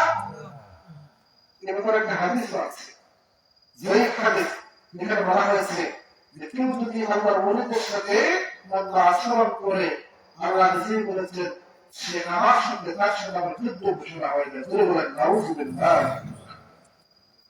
সমাজের হারাতে ভালো কাজের মতো অন্যতম বড় কাজ হলো কাউকে সাহায্য করা। রাসূলুল্লাহ সাল্লাল্লাহু আলাইহি ওয়াসাল্লাম নিজের জীবন দশায় তিনি বিধর্মী বোঝেন নাই, তিনি গায়ের মুসলিম বোঝেন নাই, মুসলমান বোঝেন নাই। যে বিপদে করেছে আল্লাহ রাসূল তাকে সাহায্য করেছেন। আমরা তো আপনজন খুঁজি, নিজের মানুষ হলে আমরা সাহায্য করি, পরের মানুষ হলে সাহায্য করার চেষ্টা করি না। এই নীতি ইসলামের নীতি নয়। ইসলামের নীতি হলো আপনার সামনে যে কোনো ব্যক্তি যদি যে কোনো সাহায্যের দরকার হয় অবশ্যই সেটা করতে হবে, সাহায্য করতে হবে। যদি করতে নাও পারে অন্তত অন্তর দিয়ে চেষ্টা করবে। কি দিয়ে চেষ্টা করবে? অন্তর দিয়ে, আর কিছু না, কিন্তু অন্তর দিয়ে চেষ্টা করা লাগবে। এরপরে যদি তাও না হয় মন্দ করার চেষ্টা করা যাবে। বুঝতে পারছেন? এগুলো করবেন। এরপরে ভালো কাজের মধ্যে অন্যতম ভালো কাজ হলো সমাজ থেকে অন্যায়গুলোকে দূর করা। ভালো কাজ। আমার সামনে কেউ অন্যায় করতেছে, অপরাধ করতেছে, আমার কাজ হলো তাকে এটা থেকে বিরত রাখা। কারণ আল্লাহ তাআলা আদেশ করেছেন তা'মুরুনা বিল মা'রুফ ওয়া তানহাউনা আনিল মুনকার। নিজে সৎ কাজ করবে, ভালো কাজ করবে, এবং কেউ যদি মন্দ কাজ করে তাকে মন্দ থেকে তুমি বাঁচাবে। এটা হচ্ছে মুমিনদের কাজ। কাজের কাজ মুমিনদের। আমরা তো সকলেই মুমিন মুসলমান। কথা বলেন ঠিক কিনা? সকলে মুমিন মুসলমান। মুমিন মুসলমান হিসেবে প্রকৃত মুসলমান পরিচয় দিতে হলে ভালো কাজ করতে হবে, মন্দ কাজ থেকে বিরত থাকা লাগবে, অন্তত মন্দ কাজ থেকে বাঁচাতে হবে। আমার সামনে কেউ যদি খারাপ কোন জিনিস খায়, আমার উচিত কি? তাকে বাধা দেওয়া। কি করা? বাধা দেওয়া। কেউ হারাম খেলে তাকে বাধা দিতে হবে। যদি আমার শক্তি না থাকে, অন্তত আল্লাহ রাসূল এই কথাগুলো নিজেই বলে দিয়েছেন, কেউ যদি তোমার সামনে অন্যায় করে, তোমার প্রধান কাজ হলো তোমার শক্তি থাকলে সেটা বন্ধ করে দিবে। শক্তি যদি না থাকে, হাতের খবর তাদের হাত দিয়ে চেষ্টা করবে, মুখের খবর তাদের মুখ দিয়ে চেষ্টা করবে। আর যদি কোনোভাবে চেষ্টা না করা যায়, অন্তত অন্তরের দিকে তাকে বেরা করতে হবে। বুঝতে পারছেন? কোন সময় সমস্যা হচ্ছে এরকম, আপনি তার ভুল ধরতে পারবেন না। বুঝলেন? ভুল ধরলে আপনি বিপদের সম্মুখীন হওয়া লাগবে। কেউ আপনার সাথে অন্যায় করতেছে, সমাজ অন্যায় করতেছে, দেখা যাচ্ছে আপনি ন্যায় নীতির কথা বলে আপনার সমস্যা হয়ে যায়। কথা বলে ঠিক কিনা? দেখুন না, এই দেশের মধ্যে যারা রাজনীতি করে, যারা ভালো কথা বলে, এদেরকে বিভিন্ন ভাবে শেষ করে দেওয়া, হত্যা করে ফেলে দেওয়া। ঠিক সেইভাবে প্রতিটা জায়গায়, প্রতিটা সেক্টরে কোন মানুষ যদি ভালো কাজ করে, দেখা গেছে তার শত্রুর অভাব কতটা সময় হয়ে গেছে এরকম। আপনি কাউকে মঞ্চ থেকে ফেলে কথা শোনাতে পারবেন না, বললেই আপনার উপর রাগ হয়ে যাবে। যতই সব কঠিন কাজ হোক, আল্লাহ রাসূল সাল্লাল্লাহু আলাইহি ওয়াসাল্লাম আমাদের সরব, তোমার শক্তি থাকলে শক্তির মাধ্যমে বন্ধ করবে। যদি তারা তাকে হাত দিয়ে পরিহার করার চেষ্টা করবে, কিছুই যদি তোমার সম্ভব না হয়, অন্তত অন্তরে দিয়ে ঘৃণা করবে যে এটা যা করতেছে মন্দ কাজ, এটা আল্লাহর কাছে ঘৃণিত কাজ, আমি এটাকে ঘৃণা করি। যদি এটা করতে পারেন, আল্লাহ রাসূল বলেছেন এটা হলো ঈমানদারদের মধ্যে সবচেয়ে দুর্বলতম ঈমান। দুর্বল ঈমানের একটা মানে বিষয় বলে যদি আপনি অন্তরে ঘৃণা করেন। সবার হাজির এরপরের বিষয়টা হলো ওয়াতুমিনুনা বিল্লাহ, আল্লাহর নিজের আদেশ হলো আল্লাহকে ভয় করা। কাকে ভয় করা? আল্লাহকে ভয় করা। এই জগতে আমরা তো কত কিছুই ভয় করি, কত কিছু ভয়ে আমরা বিভিন্ন কাজের মধ্যে যাই না, কিন্তু যিনি আমাদেরকে সবসময় পর্যবেক্ষণ করছেন, দেখতেছেন, ওনার ভয়ে আমরা কিন্তু অন্যায় থেকে বাঁচতে পারতেছি। আচ্ছা, আমাদের বিশ্বাস আছে না আল্লাহ আমাদের সব কিছু দেখতেছে? জোরে বলেন না। আপনারা ওরা কষ্ট হয়ে যান, আমার কষ্ট হলো মাইকেল যে মানে আল্লাহ যে দেখতেছে এই বিশ্বাস আমাদের আছে না নাই? আছে। আল্লাহ তাআলা শুধু দেখতেছেন তা নয়, এই বডির মধ্যে দুইজন আছেন যারাই বলেন আছে না নাই? দুইজন করে তারা নিয়োগ করে রেখেছেন, যাদের নাম হলো কিরামান কাতিবিন। যে কিরামান কাতিবিন গুলো আপনাকে সবসময় দিনে 24 ঘন্টা পর্যবেক্ষণ করে, আপনি কোথায় যান, কি করেন না করেন, আপনি কার কাছে যাচ্ছেন, কি কাজ করতেছেন, কোন জায়গায় হাঁটতেছেন, কোন জায়গায় ঘুমাইতেছেন, এমন কোন মুহূর্ত নাই যে মুহূর্তে দুইজন ফেরেশতা দেখেন না। আল্লাহ দুজন ফেরেশতাকে কাজ দিয়ে দিচ্ছেন যে 24 ঘন্টা আপনার নজর রাখার জন্য। একজন হলেন আমরা যা বড় কাজ করি, কাজ করি, আমল করি, এইগুলা এই তার কাছে ফেরেশতা লিখে রাখে। আমরা যে মন্দ কাজ করবো, অন্যায় করি, পাপ করি, এই তার কাছে ফেরেশতা সেগুলো লিখে রাখে। সুবহানাল্লাহ বলেন। এখানে মধ্যে আল্লাহর মায়া আমাদের প্রতি কেমন দেখে? আল্লাহ রাসূল সাল্লাল্লাহু আলাইহি ওয়াসাল্লাম নিজে এই বিষয় সম্পর্কে সাহাবায়ে কেরামদের সাথে আলোচনা করেছিলেন। আল্লাহ আমাদেরকে কেমন মায়া করেছেন। আমরা যখন কোন ভালো কাজ করার নিয়ত করে, ভালো কাজ করা লাগে না, সম্পূর্ণ করা লাগে না, নিয়ত করার সাথে সাথে এই দান কাজের ফেরেশতা আমল নামায় নেকি লিখে রাখে। সুবহানাল্লাহ। দান কাজের ফেরেশতা নিয়ত করছি ভালো কাজ করবো, নিয়ত করছি বদরে আমাদের শরীর খাওয়া, এখনো বদর আসে না, নামাজের সময় হয় নাই, যে মুহূর্তে নিয়ত করেছেন, নিয়ত করার সাথে সাথে আপনার আমল নামায় সওয়াব যুক্ত হয়ে গেছে। আল্লাহর মায়া আছে না নাই? আছে না নাই? এরপরের বিষয় হলো বাম হাতে যে ফেরেশতা, এই ফেরেশতা আমরা যে গুনাহ কাজ করি, অন্যায় করি, অপরাধ করি, পাপ করি, সেগুলা লিখে রাখেন। আল্লাহ হাবিব বলেছেন, আল্লাহর কোন বান্দা যখন একটা গুনাহ কাজ করে, মাগফিরাতের ফেরেশতা লেখার জন্য প্রস্তুত হয়। আল্লাহ বলে, ফেরেশতা রে, এই মুহূর্তে তুই আমার বান্দার গুনার খাতা লিখিস না। আল্লাহ রাব্বুল আলামিন তাকে আরো সুযোগ দেন। ফেরেশতাকে বলে, ফেরেশতা, আমার বান্দাকে আর একটা সুযোগ দে। আমরা যখন আরেকটা গুনাহ করি, আবার যখন ফেরেশতা লেখার জন্য কলমটা বসাবে, আল্লাহ তাআলা আবার নিষেধ করবে, কোনো লিখিস না, আবার সুযোগ দে। এইভাবে প্রায় 3 বার আল্লাহ তাআলা আমাদেরকে সুযোগ দেয়। এরপরেও যখন আমরা গুনার কাজ বন্ধ করি না, তারপরে এই ফেরেশতা গুনাহ লিখে ধরে বলেন সুবহানাল্লাহ।